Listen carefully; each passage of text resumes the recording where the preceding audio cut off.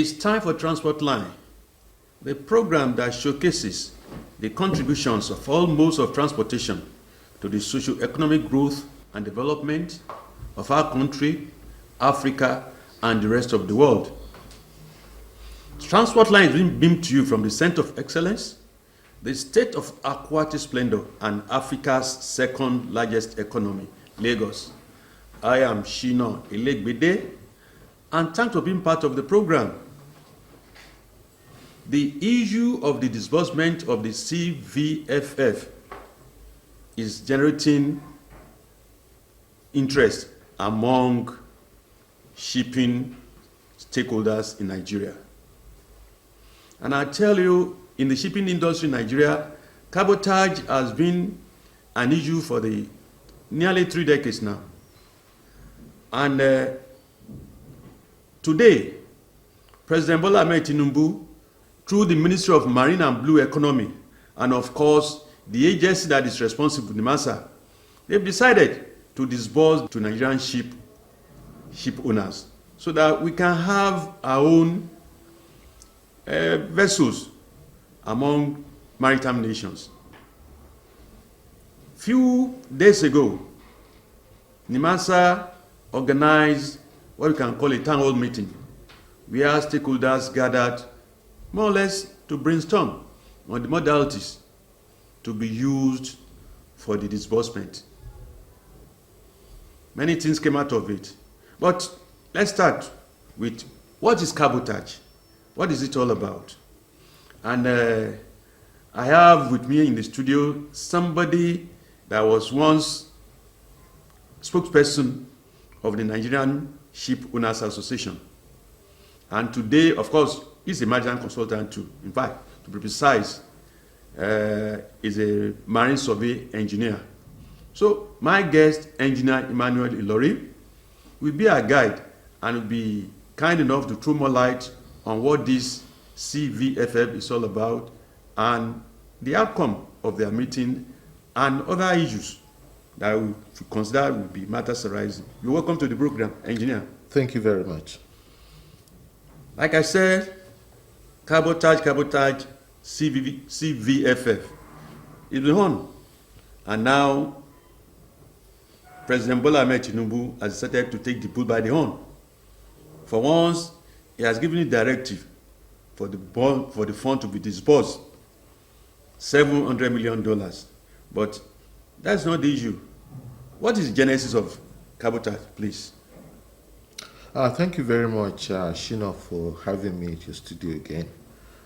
And thank you for Mr. President for his renewed hope agenda.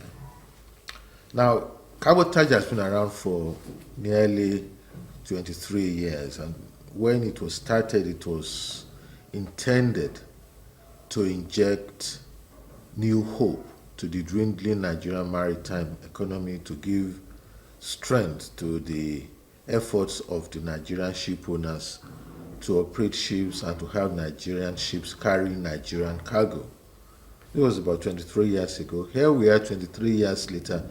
The fund, the Cabotage Vessel Finance Fund, intended to aid Nigerian ship owners to have their own vessels yet to be disbursed. So like I said, thank you for Mr. President's Renew Hope agenda. Now he has injected new hope for this dream. But we need to look at the cabotage within the context of, say, what happened 23 years ago, and here we are 23 years later. Are the conditions at that time still prevalent? If they are not, then what can we do differently to make sure that the hope is fully realized? We wanted to have Nigerian ships, we wanted to build Nigerian ships, we wanted the vessels to be owned by Nigerians, and we wanted the vessels to be crewed by Nigerians and to be funded by Nigerian financial industry. Unfortunately, none of this realized. And what we have a waiver regime that has kept the hope more or less alive for foreigners to continue to exploit the Nigerian maritime industry. Two things happened lately. one, Mr. President, through the office of the Minister for Marine and Blue Economy, said waiver is gone.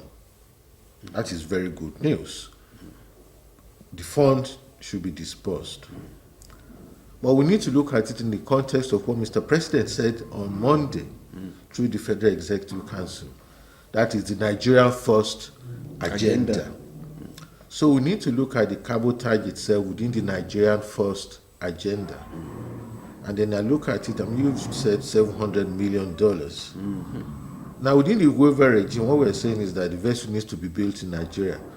But at the moment, the capacity is not there. So therefore, $700 million, whenever it's disbursed, will go to foreign countries to acquire the vessels. Within the context of Nigeria today, given the economic and financial situation, can we afford $700 million of capital flight in our present day economy? So that's why I said we need to look at the cabotage regime again and in the context of our current situation. Now, if you want to ask me, say, oh, they can buy these vessels. 23 years ago, we have been at it, and we're still talking about building vessels in Nigeria, and then we are now going to go abroad to go and buy these vessels with $700 million. Can we not wait another 6 to 8 months or 9 months to revisit the act itself and put in place modalities that we can build the vessels in Nigeria? Mr. President wants us to create jobs, wants the economy to grow. We're a maritime nation that we can build upon our maritime endowment. Therefore, in my own opinion, I think even though we want to disburse the fund, let us disburse the funds in a way that will support Mr. President's Nigeria First and the Renew Hope. Which hope do we want to renew? Hope for new jobs, hope for Nigeria to be a technically developed nation, hope for us to have better financial system, hope for people to come to Nigeria to invest in Nigeria. Let us look at it this way. If we were to go abroad to build the vessels, who's coming back here to invest in Nigeria? But if we build the vessels in Nigeria, and let me add that it's not rocket science. Can we to build in Nigeria? Yes, we can. And I say this with all my professional integrity. Ocean-going vessels? Yes, of course. It's not rocket science to build vessels in Nigeria. And so we do not go to countries like, say, Malaysia now to we don't have procure to. a vessel? No, we do not have to. The vessels necessary for the cabotage regime can reasonably be built in Nigeria. How long will that take? Maximum 1 year to build a vessel. Then we can still wait. So that's why we are saying that we can wait. Mr. President's intention needs to be taken to the fullest extent. So to be applied such that we are not going to have another capital flight of $700 million going out to develop another country's economy. Let us pause, look at the rules again, and then build the vessels in Nigeria. Let's look at it this way. If we are talking $700 million, now we have said we want to have PLIs. They have increased the PLIs from 5 to 12 now. To 12. Now, excuse me if I have to say this, the same PLIs that nearly bankrupted the financial system through the way they managed their disbursements for the maritime industry, that took us to the AMCON. Thank God for AMCON that tried to rescue them. Is it the same PLIs that will be trusting the cabotage fund to? Questions to be answered. Now, let us look at the NCDMB. They started only 6 years ago on this funding, and they are doing very, very well to build the economy. Equipments are being manufactured in Nigeria. Nigerian indigenous owners and operators are being empowered. They partnered with the Bank of Industry, specialized bank. Now, the maritime industry is so big that we can have our own maritime development bank. Now, $700 million in the hands of a specialized bank will multiply a few times fold. Therefore, we are not going to be saying 28 vessels to be bought. We will be having a broader spectrum of people that can access the fund and develop the industry. It's not new. It's been practiced elsewhere. Other countries have had specialized financial institutions to develop specialized industry. And we cannot get bigger than the maritime industry. So we need to look at creating the Maritime Development Bank to actually build this industry. And the money that will be saying will be going out will be resident in Nigeria. Of course, there will be inflow of people who will want to invest in Nigerian maritime industry. There will be industries that will spring up that will want to develop the industry. The trade is there, for goodness sake. So let us try and build a nation that is truly reliant. I was told that Nigeria wants to go to the IMO Council. Yeah. We cannot go to the IMO Council without having a technically and financially sound maritime industry that Nigeria can argue its position as a maritime authority in its own right. So our cabotage trade, by the grace of God, is a huge industry because of our endowments. Our coast is over 800 kilometers, depending on whose statistics you are taking. We have the oil sector there that is reliant on the water. So we have a huge opportunity in the marine for us to make sure that this valuable $700 million is judiciously expended, used locally to develop Nigerian economy in the spirit of Mr. President's Nigeria First. Engineer Ilori, invariably you are saying that instead of towing the line of the PLIS, that in fact they are asking government through the master that the 50% that is with CBN should be given to them. Invariably, you've joined those who believe that, look, we need to establish a maritime bank. And there has been clear call for this all along. So how do we get this to government? Because from the discussion held a few days ago in Lagos, which was hosted by the flagship of the Marine and Blue Economy Ministry, that is Sinamasa, the idea is that, look, we've gotten the modality, but thank God we have August deadline, so to say. But we can still extend.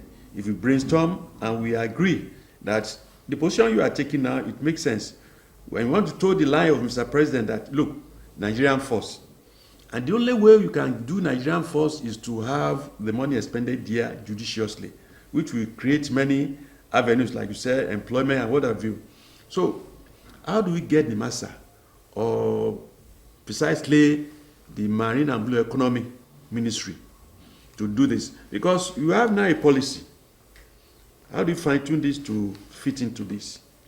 Well, thank you very much for that question again. It goes beyond the Marine and Blue Economy. It goes to the Finance Ministry.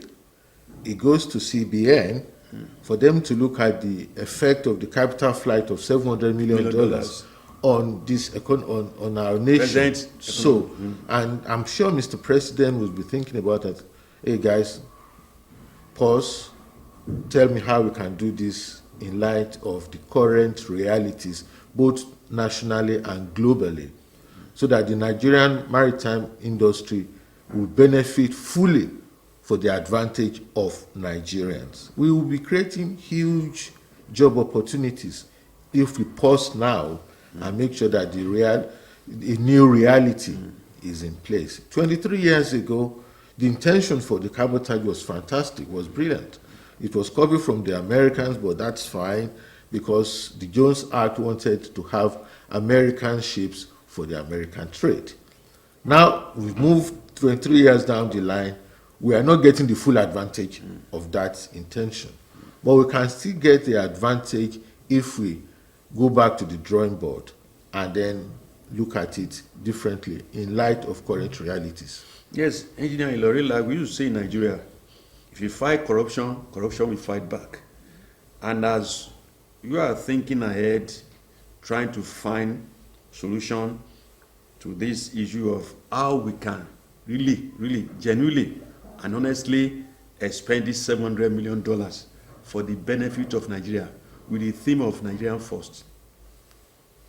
Maritime Bank now, as you suggested on the card, how do we distribute the equity, shareholding?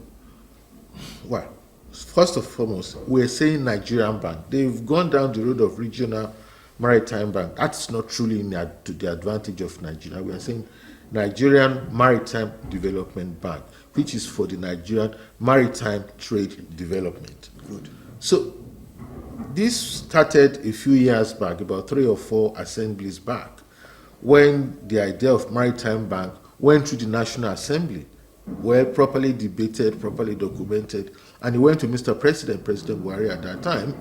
And then last minute, all we heard was that the president, last minute, could not append his signature to the establishment of a Nigerian Maritime Bank. It was debated, and many people actually subscribed to the idea. So it's not going to be a huge exercise to revisit that act and then salvage the present situation. So I present to Mr. President, Tinubu. in the interest of his policy now of Nigerian First, let's get going. These same companies that are abroad that are building ships will flood to Nigeria because the shipbuilding opportunity and the technical development of Nigerian maritime industry is huge. So they can easily come down here and we start building ships.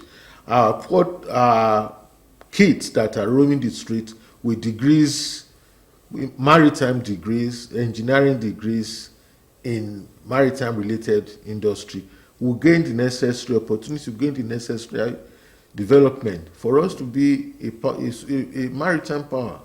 So it's all good for us if we pause and then look at the opportunities again.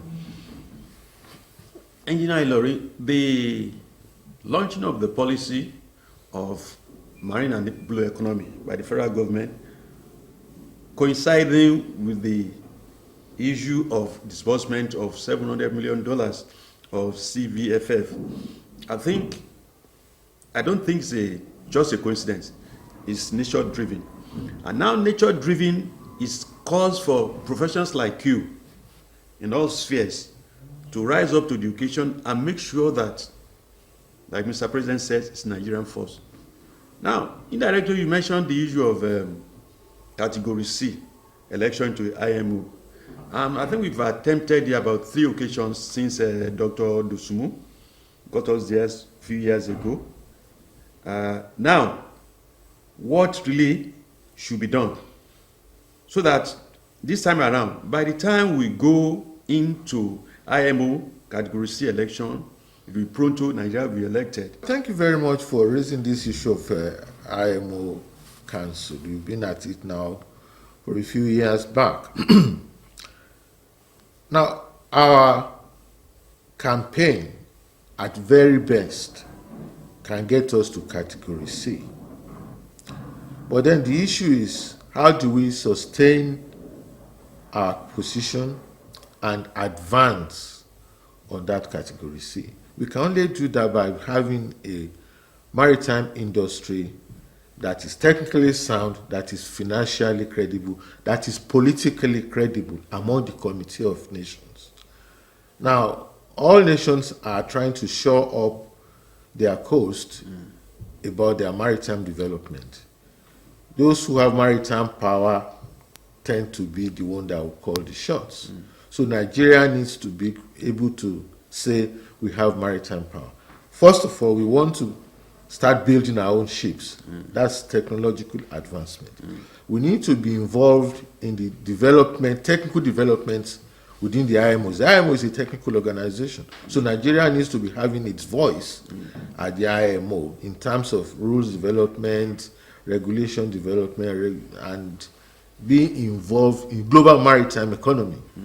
You're not going to be involved in global maritime economy if you throw away your own maritime finance to another country, to develop another country. So we need to start from home, because once Nigeria is strong at home, we will become noticed elsewhere that actually Nigeria is good. Take Malaysia or the countries we went to. They developed at home first before going outside. So we need to develop our home industry before we can be going out to say we want to participate. You're looking at your face, just it struck me that yes, you were at one time the chairman that reviewed the registry of NEMASA. And up to date, we've not, as far as records are concerned, we've not heard whether there has been increase in vessels flying Nigerian flags. What happened to your report? Has it been consigned into the dustbin history? Thank you for asking this question. I try to avoid going back to it again because it's very painful. When we embarked on the review of the Nigerian ship registry, we went to a few countries who we discussed with and about Nigerian maritime industry and the ship registry. And the opportunity, the advantage of Nigerian maritime industry is not lost on them. Went to Norway, went to America, went to the UK, and they all believed in Nigerian maritime industry and the potential to develop. And many countries wanted to collaborate with us to develop our registry. So, and we look at various opportunities and various modalities, and we made recommendations for the development of the Nigerian flag. The minister then was so happy about the report and he wanted it to be implemented. But unfortunately, we have changes in regime and there's no continuity. Somebody will come again and wants to see it differently. So the report, I believe the report is there. I believe that Nigerian Ship Registry has not really increased in real terms, sufficient enough for you to be going to the IMO and say, Nigerian flag is increased, or the quality of Nigerian flag. There are so many issues we addressed that will have improved the status of our flag registry. But I think, let's say, put it this way, like I always say to you, it's work in progress. Yes, work in progress, and exactly that is what cabotage CFF disbursement it is right now. It's work in progress because the way we are now, there's going to be an update until we get to August. Whether we are going to shift the goalpost then in August based on our own discussion now, because the issue of Mr. President putting Nigeria first and the issue of taking a big chunk of $700 million from our fragile economy and frail economy, the way it is now, to the foreign land is not a good taste in the mouth. But I think the technocrats and people like you in the maritime sector, we judge you with all respect to you and throw your brains at it so that at the end of the day, Nigeria will be better off for it. Engineer Emmanuel Ilori, I want to thank you for finding time. You really create time to come on this program because to me, it's a burning issue. The best for now is what? God. And the way we look at things, there are certain gray areas. It's the gray areas that we looked at today now so that we can move forward that way to be better for Nigeria.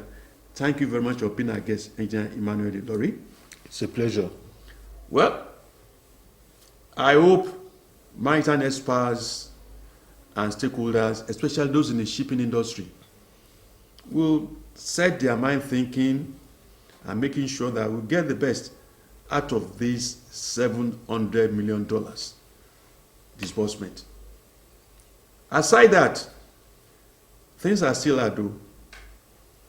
Continue to be your brother's keeper. Compassion is the key word. Please be compassionate. That way, we have a better, sane society. Till next time, bye-bye for now.